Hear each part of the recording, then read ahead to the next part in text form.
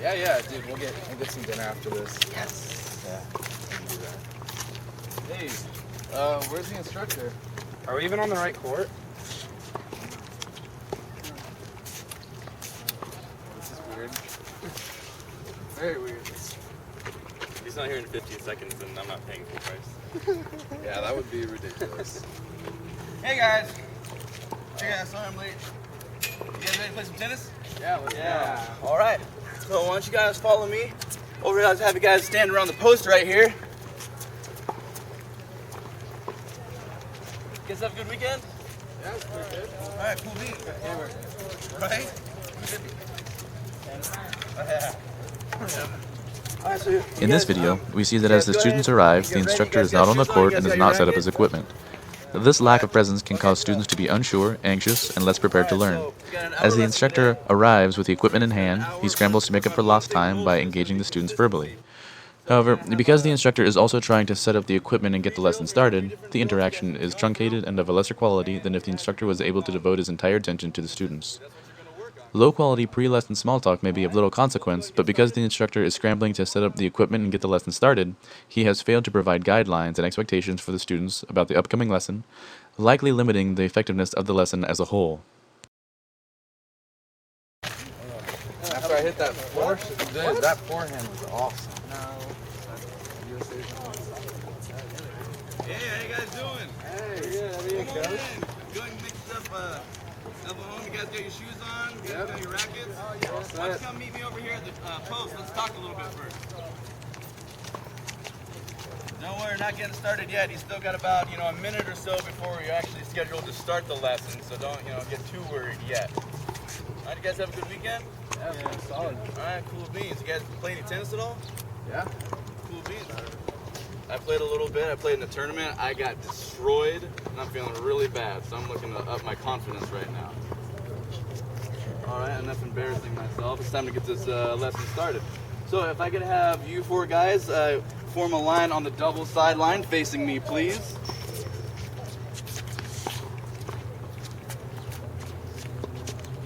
Alrighty, let's see, Christian. Christian's a new player to our group. He hasn't been in our time slot before. He has been in group lesson, just not in our time slot. So, Christian, could you introduce yourself to the rest of the group? In this example, the students arrive to find the instructor on the court with the equipment ready to go. The instructor is collected and prepared for the lesson to begin, and he begins by having the students introduce themselves to one another in an attempt to establish a more positive, supportive learning environment. Forehand? And my weakest stroke front. Yeah.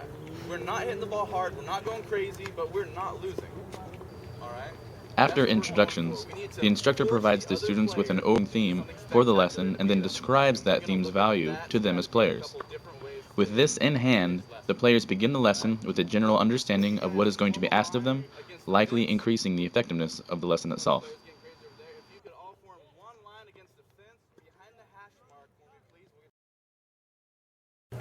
Alright guys, so let's get this thing started. Let me get one line on the baseline back there.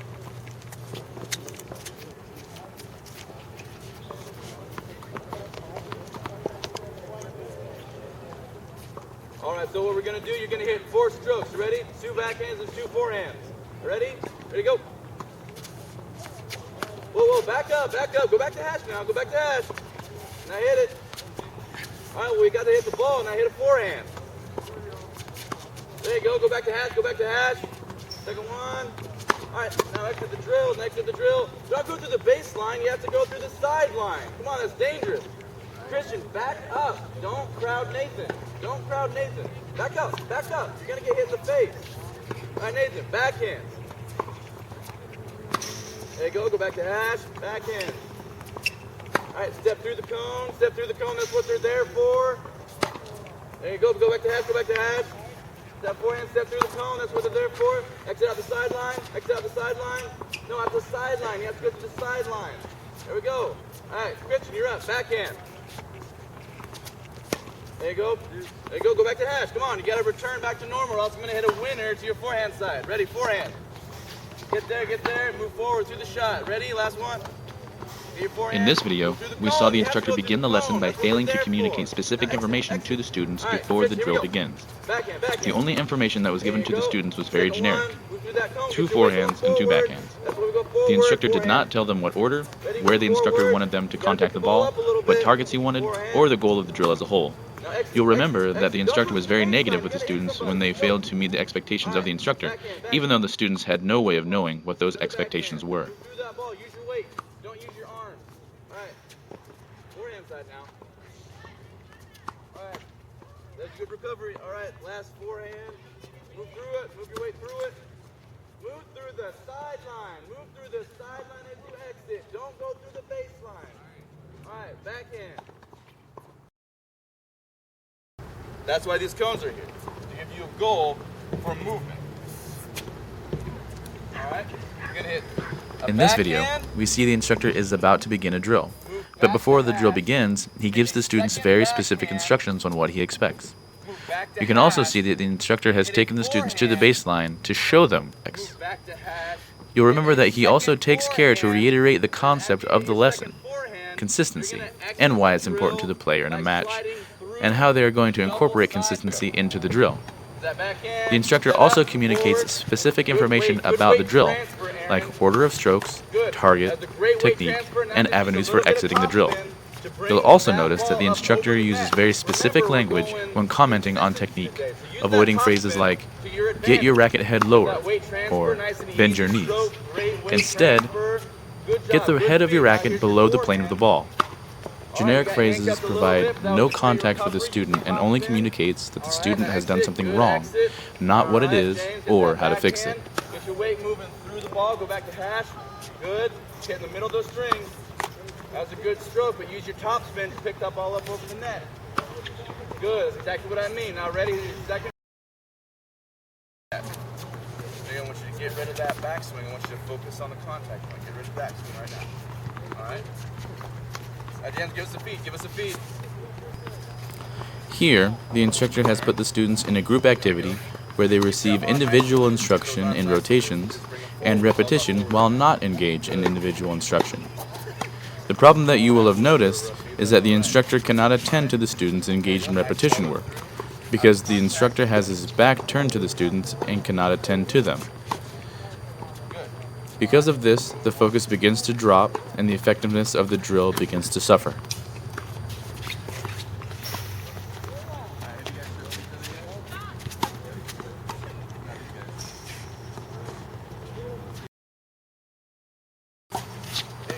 Here, the instructor has set up the same drill, but has repositioned himself on the outside of the court so that he has the ability to attend to the students on the court while still giving individual instruction. Consistently commenting on the technique of the students engaged in repetition helps them keep the effectiveness of the drill up. Nathan, if you lower yourself a little bit, you'll be able to pick that ball up off the ground and get it over the net. All right. You did a great job. Good shot. Now exit. A major key to the Canter model for assertive classroom management is the teacher reaction to student misbehavior.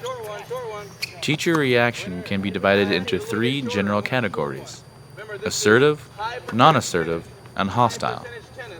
As we move back to the tennis court, the instructor has started a drill in which the students are to hit a specific progression of shots, all with very light power in order to develop consistency. As the drill progresses, one student begins to hit the ball much too hard and is no longer operating within the spirit of the drill. To illustrate each of the 3 categories of teacher reaction, we will watch as the instructor engages in each of the 3 different teacher reactions: assertive, non-assertive, and hostile.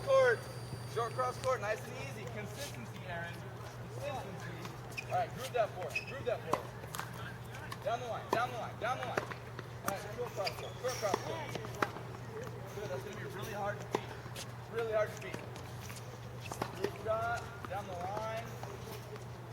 Short cross court, lots of top spin. Short cross court, lots of top spin. All right. Didn't quite get over the net, that's fine. Here we see the instructor engaged in non-assertive teacher reaction. The instructor uses gentle assertions that have no impact on the student's behavior. Though it is clear that further instructor action is required, there is none, and the misbehaving student is allowed to maintain and disrupt the drill. You know, that probably would have won a point, but that's only going to win like once out of every 20 times, because it's not going to go in every time. Does that make sense, Aaron? Good, down the line, down the line, down the line. Great shot, now throw across the court. Nice top. This is an example of a hostile teacher reaction. The instructor essentially allows himself to be consumed by frustration and verbally assaults the student, demonstratively belittling him. This reaction tends to alienate students and detracts from the overall learning atmosphere. We're doing a lesson, it's about consistency. If you're hitting the ball as hard as you can, you're not going to learn how to be consistent. You're going to learn how to miss the ball over and over and over. I can hit the ball harder than any of you can, but guess what? I'm going to hit it into the net also. So if you want to race to see who can lose first, I bet I can lose faster than any of you except for Aaron. All right? If you're going to hit the ball and you're going to expect it to go in, you have to ease up and hit the ball with some consistency. This isn't a pissing contest. Get the ball over and in every time. That's what this drill is for. Any questions? All right, let's do it right. One more. That's it. All right, here we go, Aaron. Nice and soft. Groove that stroke. Groove that stroke. You gotta groove it. This is an example of an assertive teacher reaction. The instructor realizes that gentle encouragement will not get back on task and immediately ends the drill casually, while there is still enough tennis balls in his hopper to continue the drill.